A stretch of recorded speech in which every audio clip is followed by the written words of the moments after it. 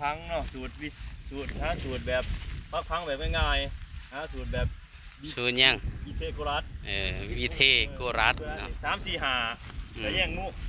นี่เข้ามาแทงว่านี่4 เมตรนี่เอาเมตรจะมาเบิ่งนี่4 เมตรนี่นี่4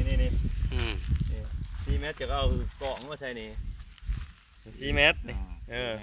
แทงไปผุน3 เมตรไปอันก่อนนี่3 เมตรนี่จะมาเบิ่งนี่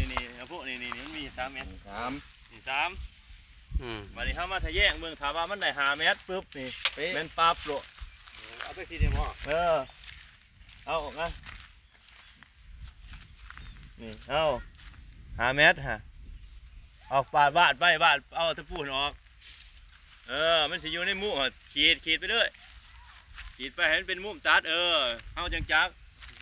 เอามุ้งตัดเอาแท้ตัว3 เมตรให้อยู่ใช่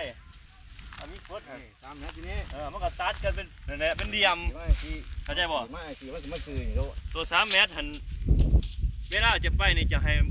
ขีดมุ้งนี่ขีดมุ้งเพื่อว่าเจ้าโบจักแก่มันนี่ขีดเองมาสิขีดมุ้งในมุ้งองศาเขามันแบบมุ้งวันนี้กระตุ้นเพียงแต่มาใส่บ่จะกระแทกคางนี่3 เมตรนี้นี่แทกคางจะเอาขีดไปหา3 เมตรมันไปตัดกันอยู่ใช้มันแก่อยู่ฮะผมว่านี่เองมากนี่มันตัดใช้เอาไปหันโดตัดมันสิตัดให้มันตัดกันเห็นบ่โอเคใช่แล้วนี่เวลาถึงเชือกคุ้มก็ให้เที่ยงกันเบิดให้ซื้อกันได้เวลาถึงปากคางเข้าใจบ่เข้าใจมันก็ต้องเสียฉากเนาะให้มันสิบ่ได้เข้าใจบ่ต้องบอกอีกมันก็สีมันเข้าใจบ่เนาะอย่าเบิ่งคุ้มที่ซื้อ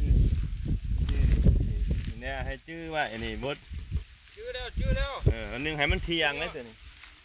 เนี่ยบ่